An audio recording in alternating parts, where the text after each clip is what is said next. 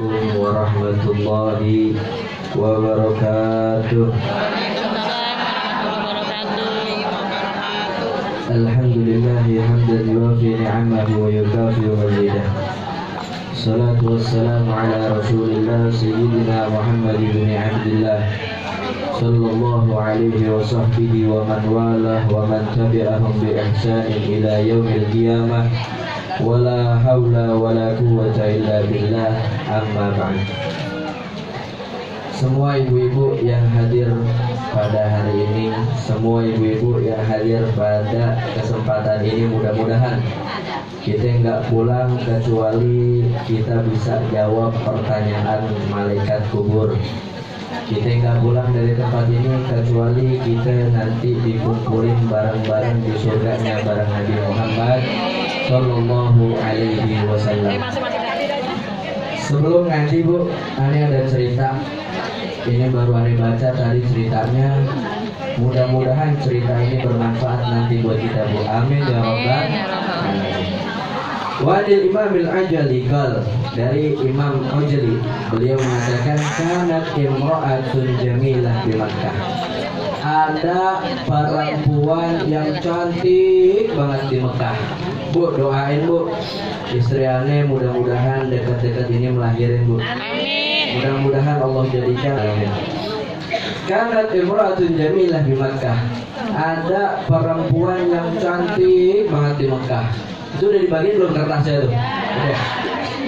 Wa kana laha zaujun. Beliau ini, perempuan cantik ini punya suami. Fa nadharat yawman ila wajhiha. Suatu hari perempuan ini ngeliatin wajahnya. Gimana ngeliatinnya?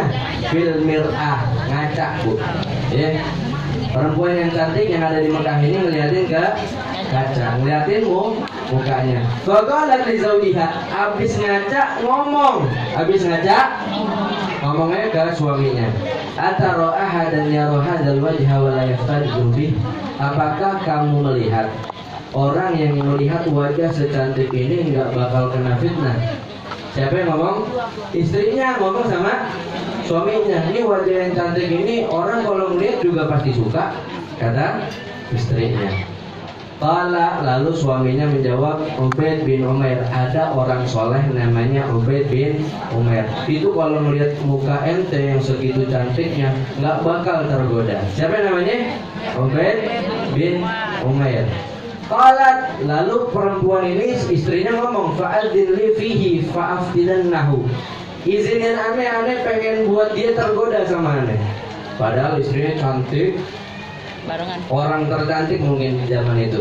Ya, izinin Ane pengen datangin siapa? Ubaid bin Umair. Ane pengen bikin dia tergoda dengan saya. Ada lagi nggak sih? Qala qad adzin Ubaid bin Umair. Fa'atat kal mustaftiyah. Ubaid bin Umar ini kerjaannya di masjid Bu. Jadi kalau ada orang nanya sesuatu ada beliau. Kalau sekarang mufti itu siapa yang mufti di Indonesia? Nggak ada mufti mengenai puasa. Mufti itu beda Bu. Ada mufti di Indonesia diganti sama hakim. Kiai ya. Kalau kiai ngomong itu boleh kita ikutin, boleh enggak Bu? Tapi kalau pemerintah yang ngomong wajib. Kalau pemerintah boleh enggak? Itu namanya mufti. Beliau datang ke masjid dalam rangka pengen ngetes siapa namanya Ubaid bin Umair. Faqala ma'aha fi nahiyatin minal masjidil haram. Itu di pinggiran Masjidil Haram. Akhirnya beliau berdua doang sama Ubaid bin Umair. Berdua doang nih, udah nggak ada orang lagi, tapi masih di dalam Masjidil Haram. Fa asfarat an wajhiha, dibuka mukanya Bu. Dibuka mukanya yang cantik banget, orang tercantik di Mekah, dibuka mukanya di depan hadapan siapa? Ulama namanya Ubaid bin Umair. Faqala, lalu Imam Ubaid bin Umair ini mengatakan, ya amatullah ittaqillah, wahai hamba Allah, bertakwalah engkau kepada Allah. Faqalat, lalu perempuan ini ngomong, inni qad futintu bihi fanzur fi amri. Ane datang ke sini pengen minta jawaban dari engkau. Tolong dong jawab nih pertanyaan Ane. Kata siapa? Perempuan yang cantik ini. Qala inni sa'iluki an syai'in. Sebelum menjawab, ana pengen nanya dulu nih. Kata siapa? Ubaid bin Umair. Sebelum menjawab, ana pengen nanya dulu kepada engkau nih. Fa in anti sadaqti nadartu fi amri. Kalau engkau jawabnya jujur, aku bakal jawab. Kata siapa? Ubaid bin Umair. Qalat, lalu perempuan ini mengatakan, la tas'alni an syai'in illa saddaqtu. Jangan nanya sama ana kecuali ana jawab jujur sama ente. Sebelum pertanyaan perempuan ini, Ubaid pengen nanya dulu sama siapa? Sama perempuan yang cantik ini. Terus faqala laha, maka kemudian Ubaid bin Umair ini mengatakan kepadanya, akhbirini, kabarin kepadaku. Kabarin kepadaku. Lau anna malakal maut ataka liyaqbida ruhak. Kalau sekarang ada malaikat maut datang kepada engkau pengen ngambil ruhmu. Pertanyaan pertama nih yang harus dijawab sama perempuan yang nanya datang ke masjid buat ngapain? Pengen goda si Ubaid bin Umair. Kalau sekarang malaikat maut datang kepadamu, akan yasuruki anni qadaitu laki hadhil hajah. Apakah engkau senang kalau aku memperselesaikan permasalahanmu? Satu. Apa? Kalau malaikat maut datang menjemput, kamu senang nggak kalau kamu dalam keadaan begini? Itu satu. Yang kedua, beliau mengatakan, faqalat Allahumma la. Ya Allah, aneh nggak suka kalau dalam keadaan ini malaikat mencabut ruhku. Itu satu malaikat. Yang kedua, falau udkhilta fi kubri. Kalau engkau udah dimasukin di dalam kuburanmu. Siapa ini? Perempuannya. Kalau engkau udah dimasukin ke dalam lubang kuburanmu, fa ujlista lil mas'alah. Lalu engkau didudukin sama malaikat. Nanti begitu, Bu. Jadi ketika masuk kuburan, kita nanti ditinggalin sama keluarga, baru cucu itu malaikat udah datang. Datangnya nanyanya gimana? Didudukin gitu, Bu. Ya. Didudukin. Fa'ujilis talil masalah, udah dimasukin kubur, siap-siap pengen ditanya. Akan yusuruki anni qadaitu laki hadhil hajah. Apakah engkau bakal senang kalau aku menjawab pertanyaanmu ini? Pertama apa? Kalau malaikat maut datang buat cabut rohnya. Yang kedua, kalau dia udah sendirian pengen ditanyain malaikat di dalam kuburnya. Yang ketiga, beliau mengatakan, "Falau anna sa'utu kutubahum." Kalau nanti manusia semua udah dikasih kitab-kitabnya itu catatan amal kita, Bu. Ya, ada ulama yang ngomong catatan amal itu bentuknya kitab, buku. Ada yang ngomong catatannya bentuknya buku. Ada yang ngomong catatannya tuh cuma malaikat aja yang tahu. Tapi yang pendapat yang paling kuat catatannya tuh kayak buku, Bu. Jadi sepanjang kita hidup per detik dicatat. Kalau kita melewat ganjil genap, katanya kan Habib Hanif ini tolak gara-gara ganjil genap. Ganjil genap yang dilihat apanya, Bu? Platnya. Itu aneh kalau dari Rupin, di sono, mau duduk di majelis, mau duduk di sono, kecatat semua, Bu. Ya. Wala tadrin atakhudina kitabaki biyaminik am bishimalik. Kamu juga nggak tahu, orang-orang udah dibagiin buku-bukunya semua, catatan-catatan amalnya udah semua. Tapi kamu nggak tahu kamu bakal ngambil catatan amal itu pakai tangan kanan atau pakai tangan kiri. Tangan kanan tandanya apa, Bu? Baik. Kalau tangan kiri tandanya buruk. Akan ya suruh anni qadaitu laki hadhil hajah. Senang nggak kamu kalau pertanyaan kamu ini aku jawab? Ya. Yang keempat, falau arad dan mururu ala sirat. Yang pertama apa tadi, Bu? Ketika pengen dicabut rohnya. Yang kedua kalau kita di kuburan. Yang ketiga ketika amal-amal kita semua dibagikan. Yang keempat, falau arad dan mururu ala sirat. Kalau engkau pengen melewati jembatan siratul mustaqim, wala tadrin tanjin wa la tanjin. Kamu juga nggak tahu kamu bakal selamat sampai ujung, sampai baru jalan langsung jatuh. Atau langsung jalan baru akan ya suruh dia ngikutin itu lagi hadhil hajah.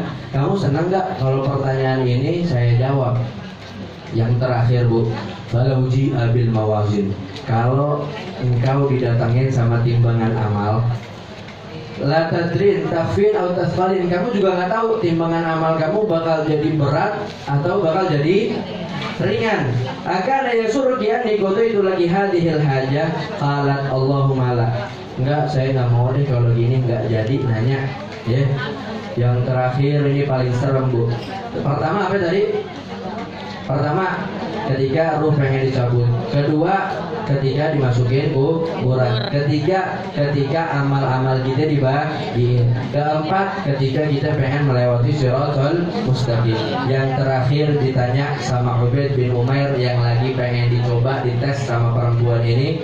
Beliau mengatakan, "Fala waqafti baina yadayillah." Ketika engkau berhadapan langsung dengan Allah lil mas'alah, pengen Allah tanyain, pengen Allah pertanggungjawabin apa yang engkau lakukan dulu di dunia. Karena yasuruki an liqadaitu laki hadhil hajah qalat Allahumma la qala sadaqti. Jadi ketika beliau perempuan ini datang, pengen ngapain, Bu? Perempuan ini pengen ngapain?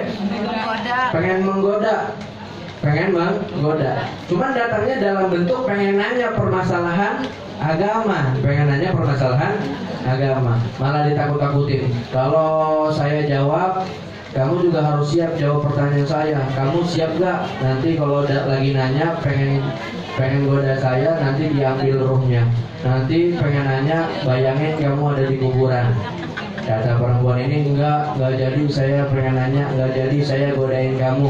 Lalu kata orang ini, ittaqillah ya amatullah, bertakwalah engkau kepada Allah. Faqad an'amallahu 'alaika wa ahsana ilaik. Allah telah memberikan nikmat kepadamu dan telah berbuat baik kepadamu. Faraja'at ila zawjiha.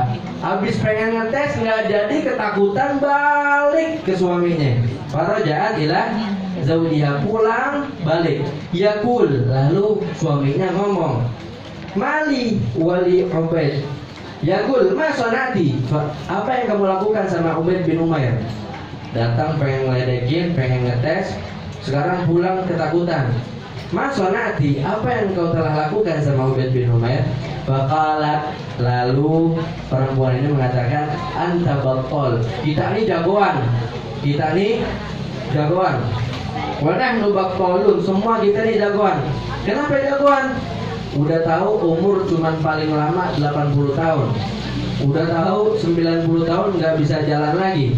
Udah tahu 100 tahun makan aja udah gak enak. Kita nggak nyiapin untuk yang namanya bertemu kepada Allah. Mudah-mudahan Bu, mudah-mudahan duduk kita di sini nemenin kita nanti ketika ditanya sama azab kubur. Mudah-mudahan duduknya kita di sini nanti itu nolongin kita untuk lewatin Shiratal Mustaqim. Mudah-mudahan duduknya kita di sini nanti kita ketika ditanya sama Allah bisa jawab dengan jawaban yang benar. Amin ya rabbal alamin. Lalu laki-laki ini mengatakan, afsada alayya zaujati. Dasar, siapa namanya tadi? Ubaid bin Umair. Ini istri ane udah dirusak nih, udah dirusak. Kuntu kulla lailatin arusan. Dulu setiap malam ane kayak pengantin baru, Bu. Dulu setiap malam ane sama istri ane kayak pengantin baru. Fasayyaraha rahibah. Sekarang istri ane dijadiin ahli ibadah. Gara-gara pengen ngetes nggak bisa, jadi pulang ketakutan, dia pengen masuk surga, Bu. Mudah-mudahan nih semua jadi saksi nanti. Nah, saksinya kapan, Bu? Nah, soalnya nih, Bu, tadi kayak Umi ane dengar ceritanya, shoma Ramadhana imanan wahtisaban. Orang yang berpuasa dalam keadaan beriman, wahtisaban, dan mengharap rahmat dari Allah, ghufira lahu ma taqaddama min dhanbihi wa ma ta'akhkhar. Bakal diampuni dosa-dosa yang telah lalu dan yang akan datang gara-gara puasa. Syaratnya puasanya harus benar. Ini mah aneh bukan ngajarin ibu-ibu, bukan. Ini kita sama-sama ingat, sama-sama belajar, sama-sama memperdalamin, Bu. Mudah-mudahan puasa kita semuanya nanti diterima oleh Allah Subhanahu wa ta'ala. Nanti di akhir ada pertanyaan yang bisa jawab, insya Allah dapat hadiah. Puasa apa, Bu? Puasa adalah menahan diri dari setiap yang membatalkan puasa dengan cara-cara tertentu. Jadi puasa sebenarnya apa? nahan doang, nahan diri dari setiap yang membatalkan. Sekarang Bu, jadi kalau ada syarat nih, lihat, Anda bakal bahas berapa ya? 1, 2, 3, 4. Yang pertama lihat, syarat wajib. Jadi kalau orang udah ada 5 syarat ini, wajib bagi dia puasa. Yang pertama, orangnya harus orang Islam. Orangnya harus orang Islam. Yang kedua, orangnya mukallaf. Mukallaf itu apa Bu? Balik dan berakal. Yang ketiga, orangnya harus mampu. Orangnya harus mampu itu ada 2 Bu. Lihat, mampu ada 2. Yang pertama mampu kuat. Yang kedua mampu secara syariat. Puasa dikit oleng, puasa dikit oleng. Itu nggak apa-apa bagi dia, nggak berpuasa. Nggak wajib bagi dia, nggak berpuasa. Itu yang orang sangat tua. Yang kedua, orang sakit yang nggak diharapin sembuh. Kayak apa Bu? Oh apa? Hah? Yang lumpuh setengah apa namanya? Nah, kayak gitu tuh. Itu dia nggak apa-apa tuh, nggak puasa tuh. Nggak wajib bagi dia nggak berpuasa karena dia syarat ketiga nggak mampu secara kekuatan fisiknya. Yang kedua, nggak mampu secara syariat. Jadi syariat nggak bolehin dia buat puasa. Siapa dia? Orang yang haid dan orang yang nifas. Kalau lagi haid sama nifas nggak boleh puasa, haram puasa. Itu yang ketiga, syaratnya harus Islam. Yang kedua, mukallaf. Yang ketiga, mampu baik secara fisik dan secara syariat. Yang keempat, orangnya harus sehat. Orangnya harus sehat. Kalau sakit pusing boleh nggak puasa Bu? Hah? Hah? Kan syarat keempat orangnya harus sehat. Anda nanya, kalau orangnya sakit pusing boleh nggak puasa? Hah? Pusing doang? Berarti orang pusing harus puasa? Benar. Yang kedua Bu, ada orang nih, orang sakit. Kalau dia nggak makan, dia lemes banget, nggak bisa jalan. Wajib puasa nggak Bu? Hah? Enggak, karena dia nggak mampu secara fisik. Sekarang nih sehat.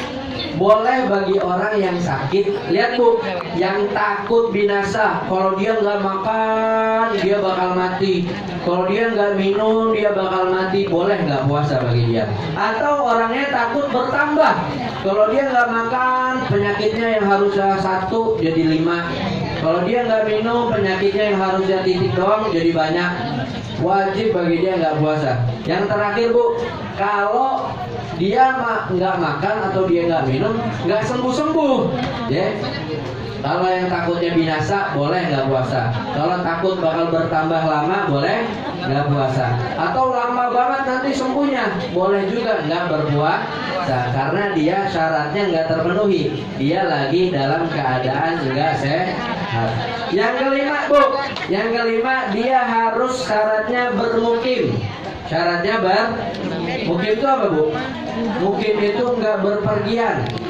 Berpergian yang membolehkan kita nggak puasa berapa jauhnya Bu? Ada ulama yang ngomong 83 km. Ada ulama yang ngomong 94 km. Jadi ambil yang paling dikit. Orang pengen jalan-jalan nih, jalan. Tapi syaratnya jalan-jalan yang membolehkan kita nggak puasa, syaratnya harus perjalanan yang dibolehkan dalam syariat. Kayak kita misalkan pengen jalan-jalan kemana nih? Ke Tegal. Ke Tegal pengen mandi Bu. Ke Tegal pengen mandi. Boleh nggak dalam syariat mandi? Boleh. Berarti kalau kita jalan ke Tegal pengen mandi doang, boleh nggak berpuasa? Harus jalannya sebelum subuh. Harus jalannya sebelum subuh. Yeah. Itu syaratnya ada berapa Bu? Ada 5. Yang kelima orangnya mukim. Berarti kalau ada orang sehat tinggal di rumah, kuat, nggak haid, mukallaf, balik dan berakal, nggak puasa, siapa ini orang Bu?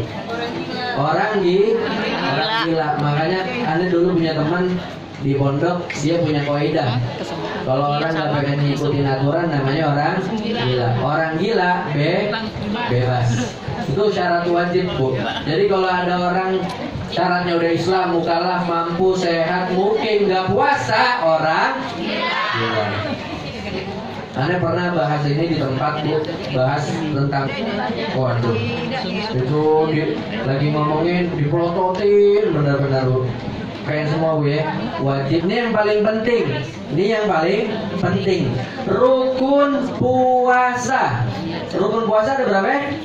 Ada 2. Yang pertama niat. Niatnya gimana? Nawaitu shauman an ada di syahri Ramadan hadhihi sanah lillahi ta'ala. Harus niat. Niatnya kapan? Di malam hari. Malam hari kapan, Bu? Kalau dari di Indonesia malam hari dari kapan? Malam hari ketika azan maghrib udah malam. Jadi ibu belum buka juga langsung nawaitu shauman dia nggak apa-apa. Ya. Jadi ketika azan langsung niat nggak apa-apa. Tapi sekarang kan kalau kita buat ingetin, Bu, habis sholat taraweh biar nggak lupa itu buat ingetin. Tapi sebenarnya ibu mau sendiri juga nggak apa-apa. Ya. Di malam hari harus setiap malam apa gimana, Bu? Harus setiap malam. Nggak boleh setengah-setengah. Ya. Yang kedua, Bu, rukunnya apa? Harus meninggalkan yang membatalkan puasa kecuali 2 orang puasanya. Siapa? Yang pertama orang yang jauh dari ulama. Orang yang jauh dari ulama. Dia tinggal di di goa. Nggak ada ulama, maka puasanya nggak batal. Yang kedua orangnya baru masuk Islam. Orangnya baru masuk Islam. Kalau ada orang yang jauh dari ulama atau orang baru masuk Islam melakukan sesuatu yang membatalkan puasa, nggak batal puasanya, Bu. Ya. Kalau kita ulama udah banyak banget, itu kita pasti batal. Bu, lihat, Bu, sekarang langsung lompat yang paling pojok. Langsung lompat yang paling pojok. Apaan? Yang membatalkan puasa ada berapa, Bu? Bu, ada 10. Yang pertama nih yang paling penting. Nanti pertanyaannya ini dari yang pertama. Jadi lihat ya. Yang pertama masuknya zat. Ya, masuknya zat. Anda mau nanya, pasir zat bukan? Zat. Air zat bukan? Jelly zat bukan? Rokok zat bukan? Asap zat bukan? Zat. Asap. Bau doang zat bukan? Bukan. Rasa doang zat bukan? Rokok itu zat, Bu. Kenapa? Walaupun rokok itu asap, tapi ketika dikumpulin itu ada zatnya. Makanya ketika orang merokok itu membatalkan puasa. Harus zat, bukan angin, bukan cuman rasa, bukan cuman bau. Jadi kalau jalan naik motor, mukanya yang mulutnya dibuka begini nih, batal nggak puasanya? Batal kalau lagi hujan air masuk. Benar nggak, Bu? Benar. Itu yang pertama. Harus apa? Yang masuk harus zat. Masuknya kemana? Ke dalam rongga. Ke dalam rongga. Rongga ada apa, Bu? Rongga yang buat makanan sama rongga yang buat obat. Jadi katanya setiap manfaat, setiap bolongan ini namanya rongga, Bu. Kecuali mata sama kuping menurut Imam Ghazali. Jadi kalau kita lagi ngapa-ngapain masuk ke kuping, itu nggak batal menurut Imam Ghazali. Karena menurut Imam Ghazali kuping itu bukan rongga. Ya, enggak. Mata itu bukan rongga lubang, ya. Udah. Kecuali masuk dalam keadaan lupa, lagi puasa makan lupa, batal gak, Bu? Enggak. Tapi makannya 2 piring, batal gak, Bu? Batal. Yang kedua 2 piring. Yang kedua batalnya tidak tahu. Wah, ini nggak tahu nih kalau cebok masukin tangan batal enggak? Yang keempat, terbawa liur murni, Bu. Liur murni yang nggak kecampur darah, nggak kecampur makanan, ada air liur masuk ke bawah, batal nggak, Bu? Nggak batal. Yang ketiga, debu jalanan, lagi jalan dirumpin, ya, lagi jalan dirumpin kan penuh debu, Bu. Jalan masuk ke mulut, batal nggak, Bu? Enggak. Yang keempat, yang terakhir, ayakan makanan. Ibu-ibu lagi ngayak sesuatu, terbang, masuk, batal nggak, Bu? Ya. Yang terakhir, hewan yang terbang, serangga yang terbang, nyamuk, laler. Kalau masuk dalam keadaan nggak sengaja, nggak membatalkan puasa. Tapi katanya biar kenyang, naik motor, laler banyak, buka mulutnya. Tuh kenyang tuh, batal nggak, Bu? Batal. Kenapa? Sengaja. Tapi kalau masuk nggak sengaja, nggak membatalkan puasa. Yang kedua, Bu, ini ada ringkas. Yang kedua yang membatalkan puasa, muntah. Yang ketiga, berhubungan suami istri. Yang keempat, keluar mani. Yang kelima, gila walaupun sebentar. Yang keenam, mabuk dan pingsan. Tapi syaratnya harus sepanjang hari. Jadi dari pagi sampai buka mabuk sama pingsan. Nah, selanjutnya orangnya murtad. Yang ke-8 orangnya haid. Yang ke-9 nifas. Yang ke-10 melahirkan. Kalau ada salah satu dari itu, puasanya batal. Puasanya kalau udah batal, lihat sebelahnya, Bu. Lihat sebelahnya. Yang wajib bagi yang nggak berpuasa, ya, yang wajib dilakukan bagi orang yang nggak berpuasa. Yang pertama, Bu, yang pertama wajib qadha dan bayar fidyah, ya, Bu. Ya. Aduh, ada bingung nih, ada yang masak ini, ya. Yang pertama wajib qadha dan bayar fidyah. Fidyah itu apa, Bu?